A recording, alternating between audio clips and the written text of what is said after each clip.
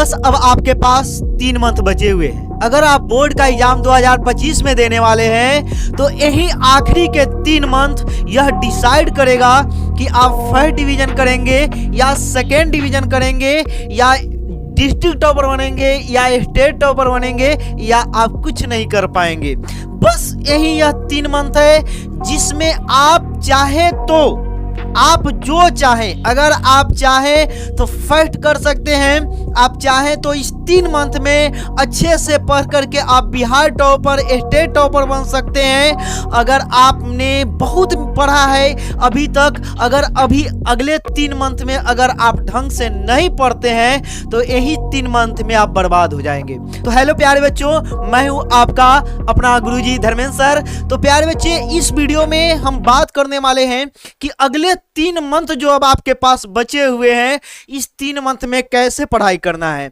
दशहरा समाप्त हो गया है बाबू, धीरे धीरे छठ आ जाएंगे, फिर उसके खुशी में डूब जाएंगे आप लोग। 5-7 दिन बर्बाद हो जाएंगे, उसमें भी जरूर से जरूर होंगे, किसी भी फेस्टिवल में बर्बाद होंगे। तो अब आपको यह तय करना पड़ेगा कि आपके लिए पढ़ाई ज़्यादा जरूरी है कि बस जो है अब आप सिर्फ जो है घूमना फिरना चाहते हैं, अपने दोस्तों के बर्थडे पार्टी को मनाना चाहते हैं, फेस्टिवल्स में ज़्यादा टाइम देना चाहते हैं। तो हम तो यही कहेंगे कि अब इन सब से थोड़ा सा अब आगे आइए आप। अब जो है बोर्ड का एग्जाम सच में कहें ना, सब जानते हैं, सभी को जानते हैं कि बोर्ड का एग्जाम सिर्फ बोर्ड का एग्जाम नहीं है, एक तरह से गांव में समाज में इज्जत का विषय है। अगर आप बोर्ड में बहुत अच्छा करते हैं तो आपके मम्मी पापा का बड़ा ही नाम होता है, आपका भी नाम होता है। अगर इस बोर्ड के एग्जाम में खराब आप कर जाते हैं तो बड़ी बेइज्जती होती है। तो इस 3 मंथ को हम चाहेंगे कि आप बचा लीजिए। इस 3 मंथ को इस हिसाब से पढ़िए कि आप बहुत अच्छा कर सके। हाँ सर, हम बहुत कुछ नहीं पढ़े हुए हैं ना, हमको कुछ नहीं पढ़े हुए हैं, फिर भी आज हम आपको इस वीडियो में बताएंगे कि अगले 3 महीने कैसे आप पढ़ेंगे, क्या करेंगे कि आप बहुत अच्छा करेंगे। सर हम कुछ पढ़े हुए हैं, तब भी आप अगले 3 मंथ में कैसे पढ़ेंगे, इसके बारे में हम आपको बताने वाले हैं। तो चलिए इस वीडियो को शुरू करते हैं प्यारे बच्चे। सबसे पहले हम लोग जान लेते हैं कि इस नवंबर महीना, अगर नवंबर महीने तक आपको क्या करना है, आपको अपना सिलेबस समाप्त करना है। नवंबर महीना तक में सर हमने जो है ना, आपका बहुत सारा डाउट होगा, सभी डाउट इसमें बिल्कुल क्लियर हो जाएगा। कमजोर स्टूडेंट है, इंटेलिजेंट स्टूडेंट है, एवरेज है, सबके लिए यह वीडियो है। सिर्फ अब आप ध्यान से देखिए और विश्वास रखिए इन्हीं स्ट्रेटजी को फॉलो करके। पिछले साल हमारे बच्चों ने बिहार टॉपर में आया था, डिस्ट्रिक्ट टॉपर में आया था और बहुत अच्छे अंक लाए थे, तो आप भी ला सकते हैं और आपके लिए भी वही तरीका हम बता रहे हैं। सबसे पहले नवंबर तक में आपको सिलेबस समाप्त करना है, कैसे भी करके। सर हमारा ना, जिनका सिलेबस बिल्कुल जो है ना समाप्त हो गया है, सर हमारा समाप्त हो गया है। बहुत सारे ऐसे स्टूडेंट होंगे जो ऑफलाइन वगैरह में पढ़ते होंगे, उनका सिलेबस समाप्त हो गया होगा, ठीक है, तो उनके बारे में भी बात कर लेते हैं। अगर आपका सिलेबस समाप्त हो गया है तो अब यहां से आप सभी सब्जेक्ट को रिवीजन कीजिए। डेली जो है 2-2, 3-3 घंटे आप पढ़िए। आपके लिए ज्यादा टेंशन की बात नहीं है, लेकिन आगे आपके लिए और भी बातें हम बताने वाले हैं। अब बात करते हैं जिनका सिलेबस कुछ बाकी है, इनको ध्यान से सुनना है। मान गए आपका 80% सिलेबस समाप्त हो गया है, 70% सिलेबस समाप्त हो गया है, सभी जितने मेन चैप्टर होते हैं सभी समाप्त हो गए। अब जो मान गए 20% सिलेबस बच गया है, इस 20% सिलेबस को आपको हर हाल में नवंबर तक में खत्म करना पड़ेगा। सर हो जाएगा, बिल्कुल हो जाएगा। 2-3 चैप्टर पर अगर बचा हुआ है, पढ़िए, डेली पढ़िए, 10 घंटे, 12 घंटे, 13 घंटे, जितना हो सके उतना पढ़िए। 15-16 घंटे तक आप पढ़ सकते हैं, लेकिन जितना आप समर्थ हो उतना ही पढ़िएगा। लेकिन आपको हर हाल में जो है नवंबर तक में आपको सिलेबस समाप्त करना है। मान गए आपका सभी सब्जेक्ट में 3-3 चैप्टर बचा हुआ, तो क्या हो गया, डेली जो है अगर मान गए अगर आप डिटेल्स में ही पढ़ना चाहते हो तो डेली एक की जगह पे 2 वीडियोज देखिए, उसका नोट्स बनाइए, थोड़ा ज्यादा मेहनत कीजिए। मान गए नवंबर तक में अगर आप मेहनत कर लेते हैं, 1.5 महीना अगर बढ़िया से मेहनत कर लेते हैं और आप बहुत अच्छा करने लगते तो कितना अच्छा बात है ना। यह 10th का सिलेबस सिर्फ 10th में ही नहीं बाबू, आगे भी आपको बहुत मदद करने वाला है। तो जैसे भी हो आपको करना है।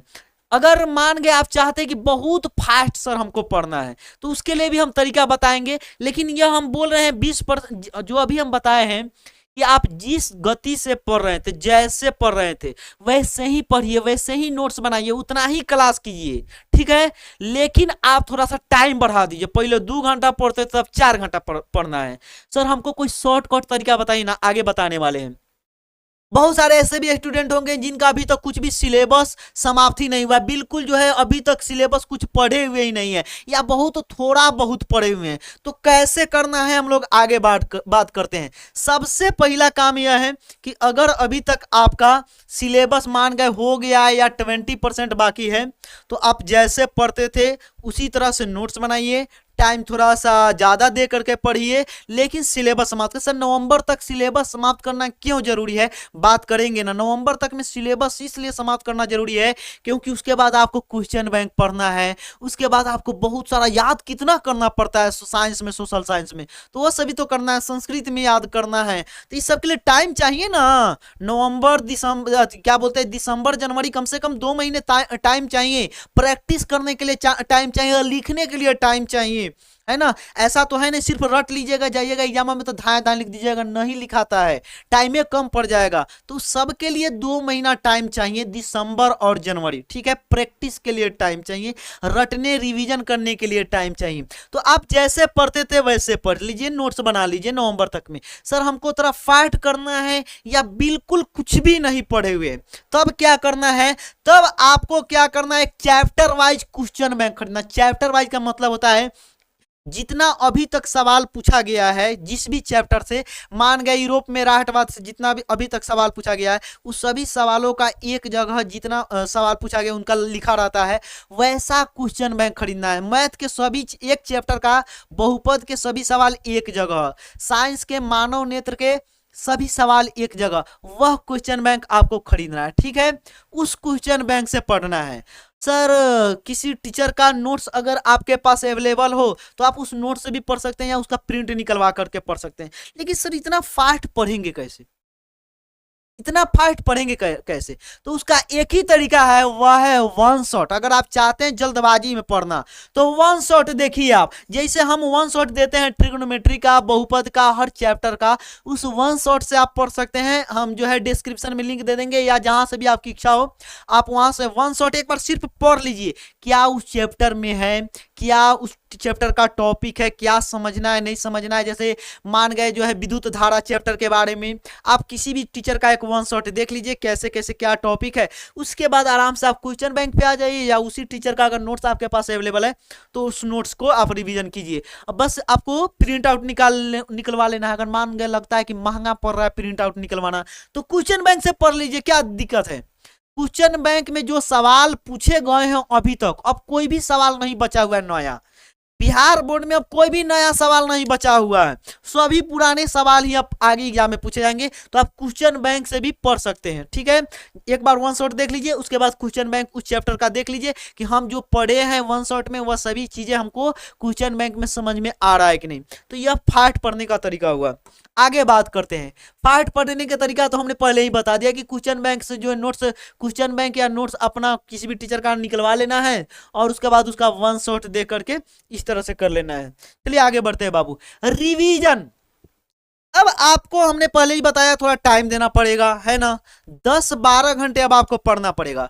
तो यह मानिए कि आपके पास 6 सब्जेक्ट है, कितने सब्जेक्ट है, 6 सब्जेक्ट है, तो इसमें से अब आप कोशिश कीजिए कि अब आप 5 ही सब्जेक्ट पढ़िए। ऐसा क्यों सर, इंग्लिश को उतना जो है अब नहीं पढ़ना है। सर कैसा बात कर सर, इंग्लिश का बड़ा महत्व है। तो इंग्लिश का बड़ा महत्व तो अभी तक क्या कर रहे थे, इंग्लिश का इतना ही महत्व तुमको समझ में आ रहा है बाबू, तो अभी तक क्या कर रहे थे, पढ़ना चाहिए था ना। नहीं पढ़े हैं, क्लास 10th में है तो अब उतना नहीं पढ़िए, संडे वगैरह को टाइम निकाल कर पढ़ लीजिएगा। बाकी 5 सब्जेक्ट पर फोकस करना है, डेली 2-2 घंटे, डेली कितने घंटे, 2 घंटे पढ़ना है। समझ में आ रहा है। 1 घंटे तो जैसे अगर आप पढ़ रहे थे वैसे पढ़िए, 1 घंटे आधे घंटे हर सब्जेक्ट को रिवीजन कीजिए, ठीक है।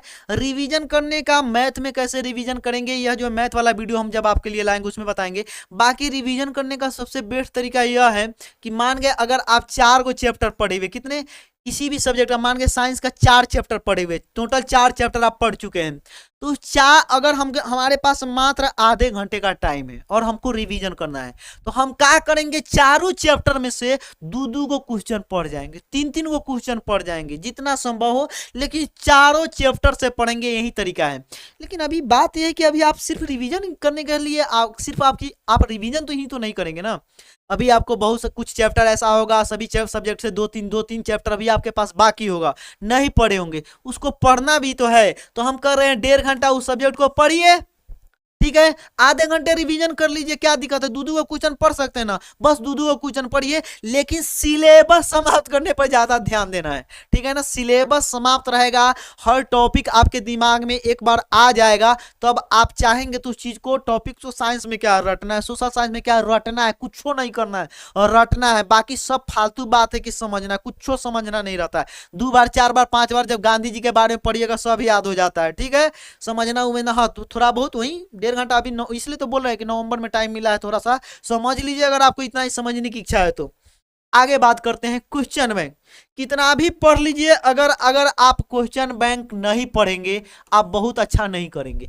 किसी भी टीचर का पूरा नोट्स पढ़ जाइए, एकदम धुआं धुआं कर दीजिए, लेकिन अगर आप क्वेश्चन बैंक का प्रैक्टिस नहीं करते हैं तब आप अच्छा नहीं कर पाएंगे, ठीक है ना। तो आपको क्वेश्चन बैंक का प्रैक्टिस करना पड़ेगा। सर वो भी कैसे, जैसे मान गए कोई सब्जेक्ट आपका 80% समाप्त हो गया है, 70% समाप्त हो गया है या 100% समाप्त हो गया है, तो उसके बाद क्वेश्चन बैंक निकालिए, उसमें देखिए चैप्टर वाइज कि हाँ किस चैप्टर का हमको कौन सा क्वेश्चन अभी बच गया है।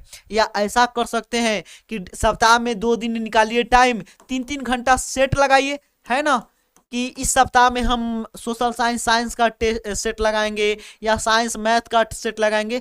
3 घंटा का टाइम दीजिए, सेट बनाइए, आपको खुद पता चलेगा कि किस चैप्टर में अभी आप कौन सा क्वेश्चन छोड़े हुए हैं। क्योंकि सेट जब बनाइएगा उस सेट में, किसी सेट मतलब समझते हैं ना, पिछले साल का पूछा हुआ सवाल, जैसे 2023 का 2022 का, किस सब्जेक्ट किस चैप्टर, उसमें तो किसी भी सवाल किसी भी ईयर का अगर आप क्वेश्चन बैंक उठाएंगे तो उसमें सभी चैप्टर से सवाल रहते हैं और सभी तरह के सवाल रहते हैं। तो अगर आप क्वेश्चन बैंक लगाएंगे, अगर आपका कोई सवाल अगर फंसता है तो आपको इतना तो दिमाग में जाएगा ना कि हाँ इस चैप्टर में थोड़ा हमको और अभी पढ़ने की जरूरत है, और धीरे धीरे लिखने से आपकी प्रैक्टिस बढ़ेगी। तो क्वेश्चन बैंक बनाना जरूरी है, और मैथ में तो और ज्यादा जरूरी है। मैथ में तो बहुत क्वेश्चन बैंक बनाना आपको देखना जरूरी है। जो क्वेश्चन मान गए किसी भी टीचर के पास अगर आप पढ़ते हैं सोशल साइंस तो कोई जरूरी नहीं कि सारे तरह के सवाल आपको, बहुत सारे टीचर हैं जो पढ़ाते हैं, बहुत सारे टीचर ऐसे भी हैं जो मेन सवाल को पढ़ाते हैं, लेकिन क्वेश्चन बैंक जब आप पढ़ेंगे तो आपको पता चलेगा कि ओ सर जी इस सवाल हमको बड़ा हार्ड लगता था, हम छोड़ दिए थे, ये तो सवाल 2 बार पूछा गया है पिछले साल, है ना, मतलब प्रीवियस ईयर में। तो अब आपको यह दिमाग में जाएगा कि नहीं हमको यह सवाल भी पढ़ लेना चाहिए, कहीं हमारे बार भी यही सवाल तो नहीं आ जाए। तो क्वेश्चन बैंक इसलिए पढ़ना जरूरी है। बाकी रहा टाइम मैनेजमेंट, तो बस बाबू अब आप टाइम बर्बाद बिल्कुल नहीं कीजिए, बिल्कुल टाइम बर्बाद नहीं कीजिए। 3 महीना सब दोस्ती यारी छोड़ दीजिए। कोई आपका जो है ना जिसको आप सबसे जिगरी दोस्त मानते हैं ना, जिस दिन रिजल्ट आएगा, जिसको सबसे जिगरी दोस्त अगर आप मानते हैं, जिस दिन रिजल्ट आएगा और उसका नंबर अगर आपसे कम आ जाएगा ना, समझ में आ रहा है, तो आपसे ऐसे चीड़ करके चलेगा कि तू तो बहुत पढ़ता था, हमको बताता नहीं था। भले वह नहीं पढ़ रहा होगा, बिल्कुल मेहनत नहीं कर रहा होगा, और आप मेहनत करके पढ़ लेते हैं तो उसको बहुत चीड़ बढ़ता है, चाहे आपका कितना भी जिगरी दोस्त हो। सही बात है बाबू, बिल्कुल सही बात है। अगर आप उससे कम नंबर ला लेते हैं तो हो गया, आपका मजाक उड़ाया जाने लगेगा कि तुम्हारे साथ ही पढ़ता था ना, उसका नंबर ज्यादा आ गया, तुम्हारा नंबर कम का आ गया। तो अपना टाइम बचाइए। अरे कितना 24 घंटा टाइम है भैया, 8 घंटा सोना। 8 घंटा कौन सोता है, गधा तो नहीं हो ना, इंसान हो। 7 घंटा 6-7 घंटा तो बहुत हो गया, 6 से 7 घंटा सोना है, 8 घंटा कौन सोता है ना। तो 24 में से अगर मान गए 8 घंटा भैया खत्म कर दिए, फिर भी कितना हमको लगता है 16 घंटा टाइम बचा, ठीक है। 16 घंटा में 2-3 घंटा और निकाल दो, ठीक है, 13 घंटा टाइम बचा। 13 घंटा नहीं पढ़ सकते हो, 2-3 घंटा निकाले हैं खाना खाने के लिए या स्नान करने के लिए, और भी जहां भी जो भी टाइम देना चाहते 3 घंटा।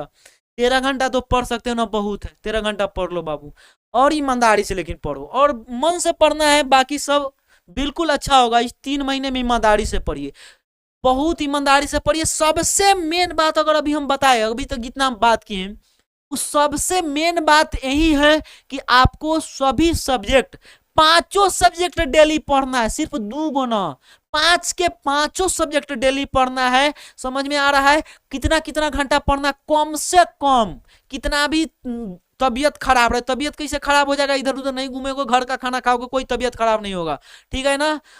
ठंडी उंडी आए तो स्नान उसनान थोड़ा कम करना, तबियत खराब नहीं होगा, ठीक है। 2 घंटा तो डेली आपको हर सब्जेक्ट पढ़ना ही है, और बाकी 2 से 3 घंटा हर सब्जेक्ट पढ़ना। कैसे नहीं होगा? 2 घंटा मान के जो चैप्टर बचा हुआ उसको पढ़ेंगे, 1 घंटा रिवीजन करेंगे, आराम से मजे मजे में बहुत अच्छा कर जाएंगे इस 3 महीने में। आगे नहीं पढ़े कुछ, फिर भी अब कुछ पढ़े हुए तो बहुत अच्छी बात है। तो चलिए प्यारे बच्चे, हमें उम्मीद है कि आपको यह वीडियो बहुत अच्छा लगा होगा। आप लोग चैनल को जरूर से जरूर सब्सक्राइब कर दीजिए, वीडियो को लाइक कर दीजिए। मिलते हैं अगली किसी टॉपिक पे, तब तक के लिए जय हिंद, धन्यवाद, बाय बाय।